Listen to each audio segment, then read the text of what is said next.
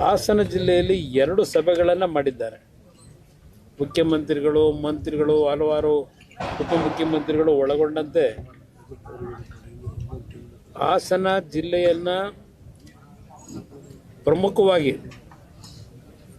ಜನತಾದಳವನ್ನು ಸಂಪೂರ್ಣವಾಗಿ ಮುಗಿಸ್ಬೇಕು ಅಂತಕ್ಕಂಥದ್ದೇ ಅವರ ಉದ್ದೇಶ ಇದೆ. ಕಳೆದ 2.5 ವರ್ಷದಿಂದ ಏನೇನು ಮಾಡಿದ್ದಾರೆ ಬಹುಶಃ ಸೂಕ್ಷ್ಮವಾಗಿ ನಮ್ಮ ಕಾರ್ಯಕರ್ತರು ಗಮನಿಸಿದ್ದಾರೆ, ನಾವು ಗಮನಿಸಿದ್ದೇವೆ. ಈ ಒಂದು ಹಾಸನ ಜಿಲ್ಲೆಯಲ್ಲಿ 24ನೇ ತಾರೀಕಿನಂದು ಪ್ರಾರಂಭ ಆಗ್ತಕ್ಕಂಥ ಈ ಕಾರ್ಯಕ್ರಮ ಮುಂದಿನ ದಿನಗಳಲ್ಲಿ ರಾಜ್ಯದಲ್ಲಿ ಹಲವಾರು ಜಿಲ್ಲೆಗಳಲ್ಲಿ ಈ ಕಾರ್ಯಕ್ರಮಕ್ಕೆ ದಿನಾಂಕವನ್ನು ನಿಗದಿ ಮಾಡ್ತಾ ಇದ್ದೇವೆ. ಈ ಒಂದು ಕಾರ್ಯಕ್ರಮ ನಾವು ಹಮ್ಮಿಕೊಳ್ತಾ ಇರ್ತಕ್ಕಂಥದ್ದು ಕಾಕತಾಳೀಯ ಅಂತಕ್ಕಂಥದ್ದು ನನ್ನ ಅಭಿಪ್ರಾಯ. ಯಾವ ಸನ್ಮಾನ್ಯ ದೇವೇಗೌಡರ ರಾಜಕಾರಣ ಬಹುಶಃ ಅವರು ಹಾಸನ ಜಿಲ್ಲೆಯ ಮಣ್ಣಿನಲ್ಲಿ ಜನಿಸಿ ಈ ಒಂದು ಪವಿತ್ರ ಭೂಮಿಯಲ್ಲಿ ಒಂದು ಸಾಮಾನ್ಯ ರೈತ ಕುಟುಂಬದಲ್ಲಿ ಜನಿಸಿದಂಥವ್ರು.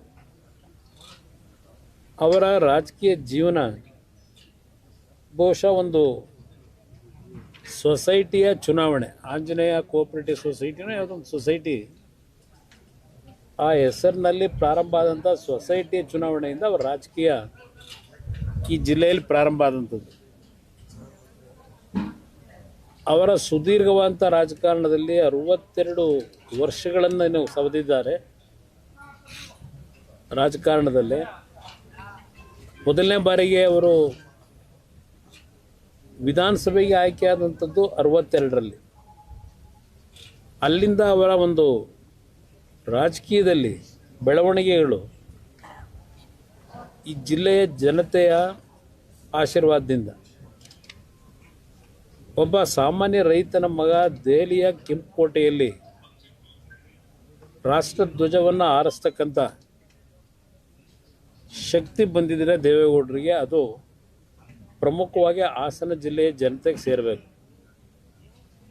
ಅವರ ರಾಜಕೀಯ ಜೀವನದ 7 ಬೀಳುಗಳಲ್ಲಿ ಅವರು ಚುನಾವಣೆಯಲ್ಲಿ ಸೋತಿರಲಿ ಗೆದ್ದಿರಲಿ, ಅವರಿಗೆ ಒಂದು ಮಾನಸಿಕವಾಗಿ ಸ್ಥೈರ್ಯವನ್ನು ತುಂಬಿರ್ತಕ್ಕಂಥದ್ರಲ್ಲಿ ಈ ಜಿಲ್ಲೆಯ ಜನತೆಗೂ ಸನ್ಮಾನ್ಯ ದೇವೇಗೌಡರಿಗೂ ಅವಿನಾಭಾವ ಒಂದು ಸಂಬಂಧ ಇದೆ ಅಂತಕ್ಕಂಥದ್ದು ನನ್ನ ಅಭಿಪ್ರಾಯ. ಅವರಲ್ಲೂ ಸಹ ಈ ವಯಸ್ಸಿನಲ್ಲೂ ನಾವು ಕಾಣ್ತೇವೆ. ಹಾಸನ ಜಿಲ್ಲೆಯ ಬಗ್ಗೆ ಅಷ್ಟೇ ಅಲ್ಲ, ಪ್ರಮುಖವಾಗಿ ಹಾಸನ ಜಿಲ್ಲೆ ಅವರ ಮೊದಲನೇ ಆದ್ಯತೆ.